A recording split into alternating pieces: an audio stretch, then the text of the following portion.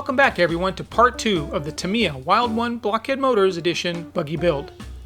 In the last video you saw us assemble the front end and shocks as well as the tools you'll need for this build. In this video we're tackling the rear suspension and shocks, gearbox, and central roll cage section. Okay, on with the build. The first thing we're assembling is the rear swing arm suspension shafts. Add a bit of grease to these and slide them through the mounts.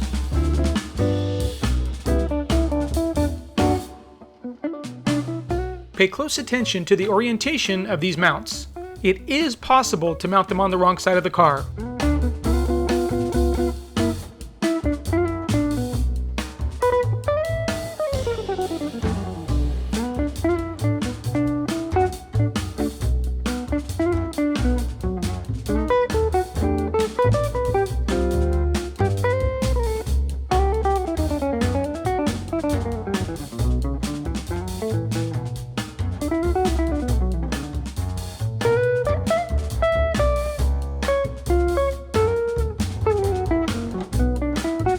Check the orientation of these side plates and Nerf bars as well. These can also be mounted incorrectly if you're not careful. Start the first screw into the Nerf bar, then attach the other side. This will help keep things aligned during install. Also, try not to over-tighten these screws. A snug fit is all you need.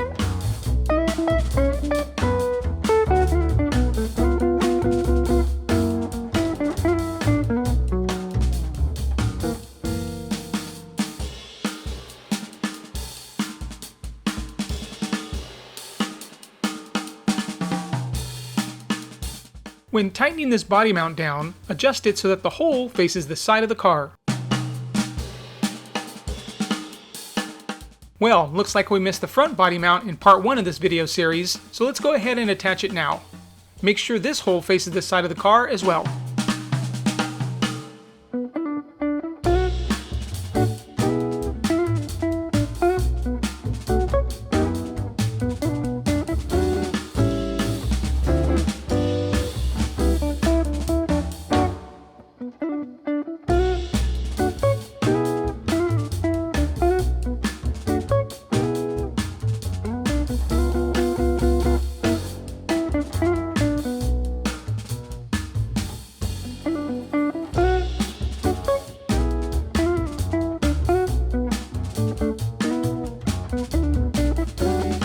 Having the threaded pieces molded into the cage is a nice touch. It makes this part of the assembly much easier. Thanks, Tamiya.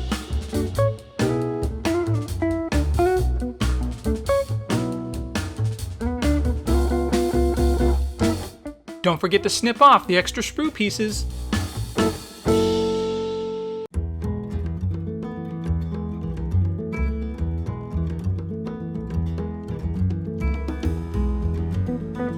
Tamiya also has us snipping off the little pips on the top of the cage.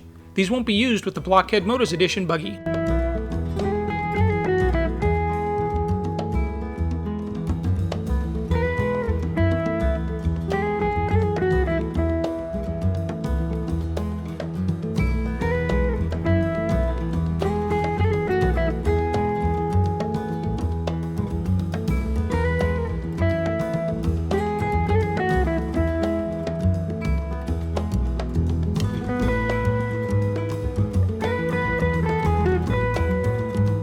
With these body mounts, make sure the mount holes are facing front to back instead of side to side.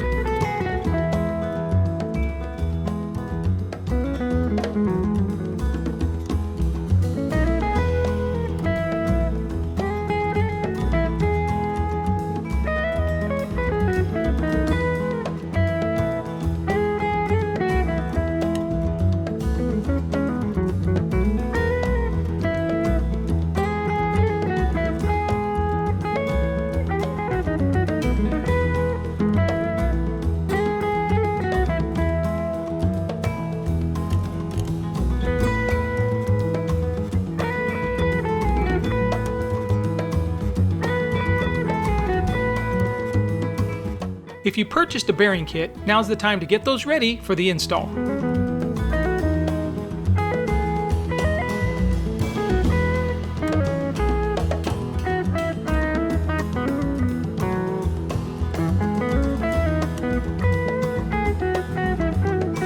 The manual has us using tape to keep the outdrives in place during the gearbox build.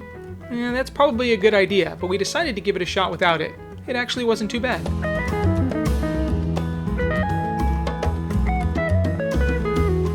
This grease is the only thing lubricating the gears inside the gearbox. Don't be afraid to overdo it.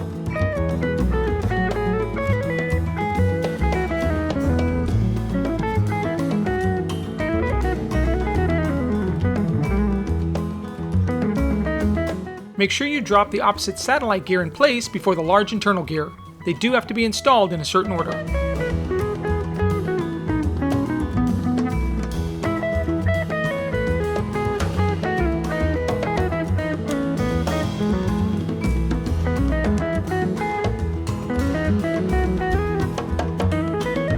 Align everything up and press together. The gearbox should almost snap together when it is fully seated. After installing a couple of the screws, give the gearbox a differential a whirl to make sure everything is spinning freely. Now is the time to fix it if there are any issues.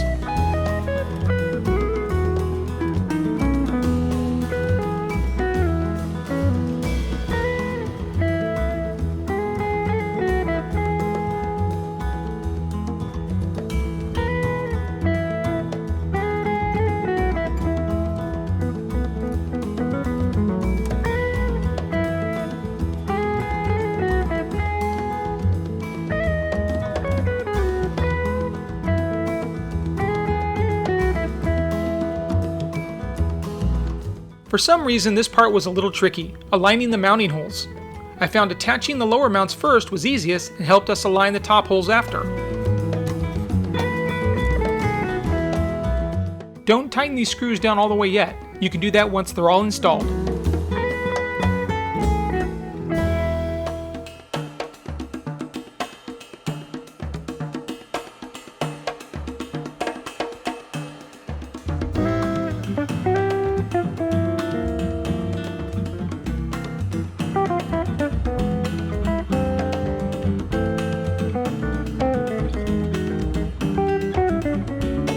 The rubberish joint boots come as one piece. You'll need to snip off the parts we won't be using.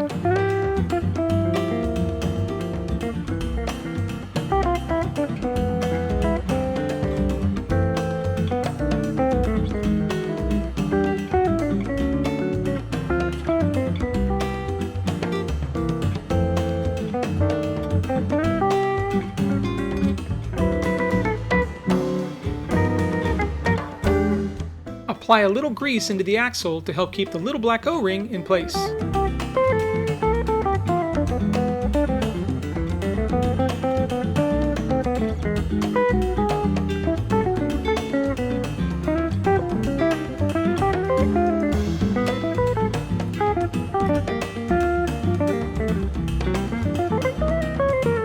The next step has us forcing the dog bone through the rubberish joint boot. A little bit of grease on the end of the dog bone makes this task so much easier.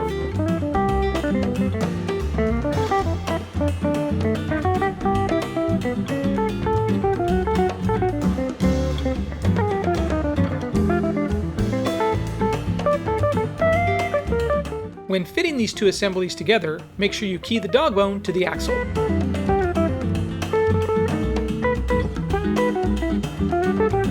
Key the dog bone to the axle in this step as well.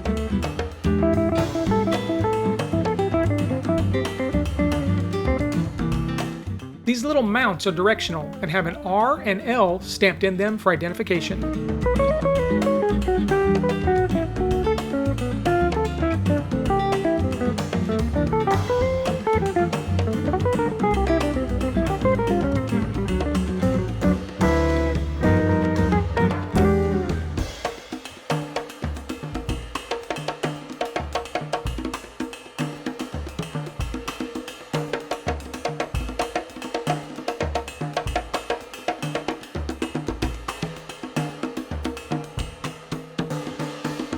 The suspension is a little notchy, mainly due to the little O-rings in the axles pinching the dog bones. You could remove them to free up the suspension a bit, but that might make it easier to eject a dog bone during a crash.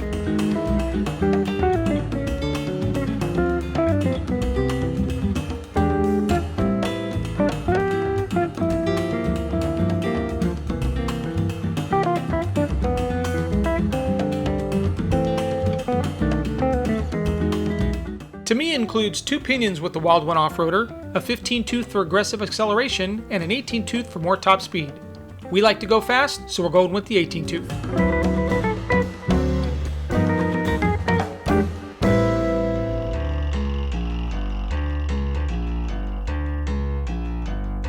Tamiya has marked the motor mounting area with numbers corresponding to your pinion size. This makes the gear mesh perfect when attaching the motor.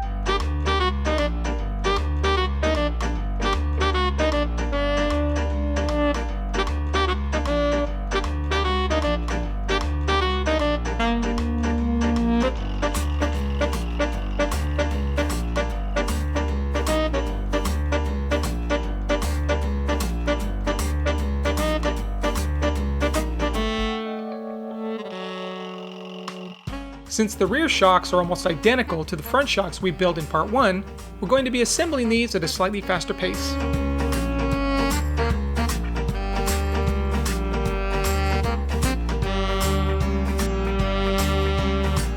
Insert the shock shaft into the body, add a drop of oil, and install all the lower cartridge parts.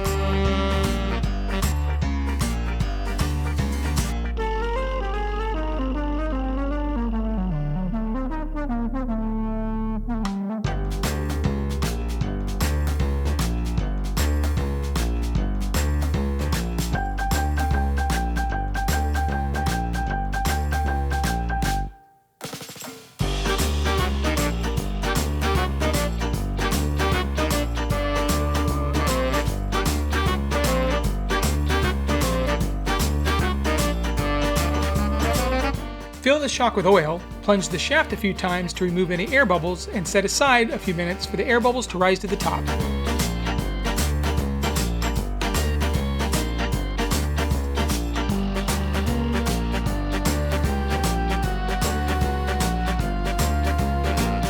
While holding with the towel, roll the bladder onto the shock, displacing any extra fluid. Screw the cap on a few threads that compress the shock all the way down before tightening it up.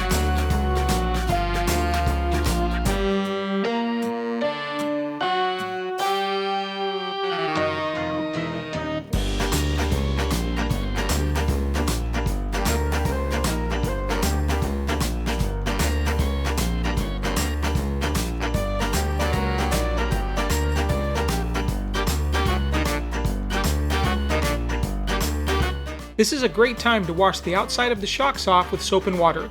We'll be applying a sticker to the shocks in the next build video, however it won't stick if the shock has any oil residue on it.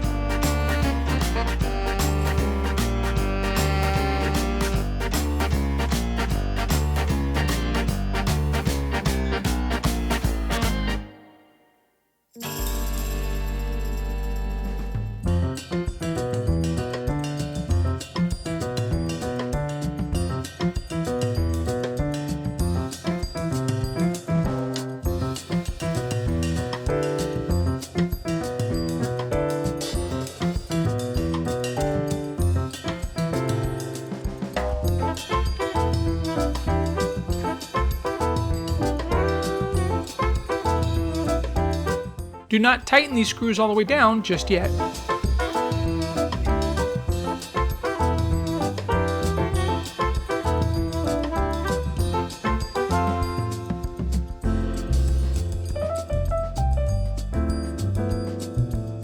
Once the lower screws have been tightened down, you can then tighten the upper screws.